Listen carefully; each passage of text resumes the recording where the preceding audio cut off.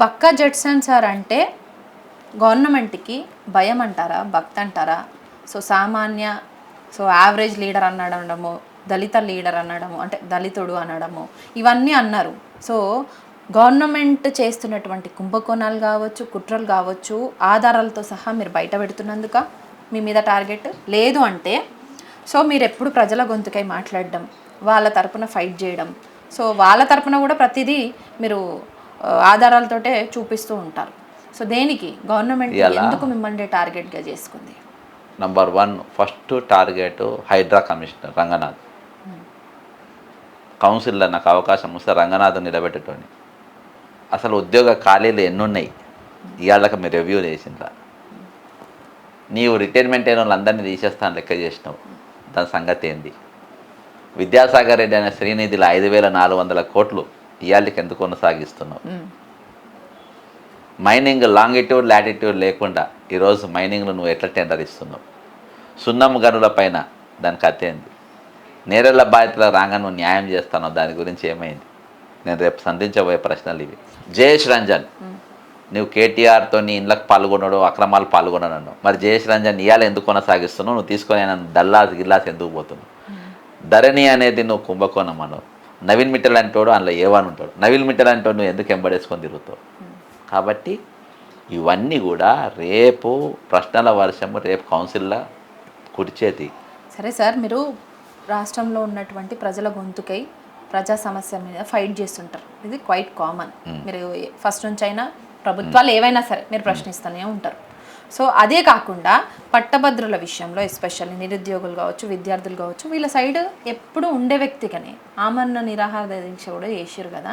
So ఎందుకు వాళ్ళ ఆదరణని కావచ్చు, లేదంటే వాళ్ళ పాజిటివ్ థింగ్ని కావచ్చు, ప్రచారంలో భాగంగా దీన్ని ఎందుకు ఓటు రూపంలో మలచలేకపోయినరు అని? మారలేదని ఎవరు? ఖచ్చితంగా మారింది. మరి ఎందుకు ఓడిపోయినట్టు? ఎందుకు ఓడిపోయినా? రేవంత్ రెడ్డి అంజిరెడ్డికి ఎందుకు పట్టం కట్టినట్టు? ఇక అంజిరెడ్డి అనే పేరే అసలు పోటీలో కనవాలే ఒక సందర్భం వరకు. అంజిరెడ్డిని 1000% దగ్గరుండి గెలిపించింది రేవంత్ రెడ్డి. నేను ఇప్పటికెళ్ళి చెప్తలేను, బీజేపీని తెలంగాణ లేపింది కూడా రేవంత్ రెడ్డి.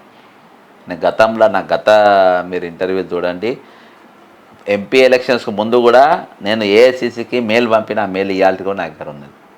అందులో Medak parliament, Chevella parliament, Mahabubnagar parliament, ఇంకోటి ఇంకా 4 మల్కాజ్, మొత్తానికి 4 పార్లమెంట్లు గెలిపి, భువనగిరి కూడా, ఇవన్నీ గెలిపి అని చెప్పేసి మొత్తం స్కెచ్ చేస్తుండ్రు. ఈయన వీళ్ళందరూ నడిపిస్తుండ్రు.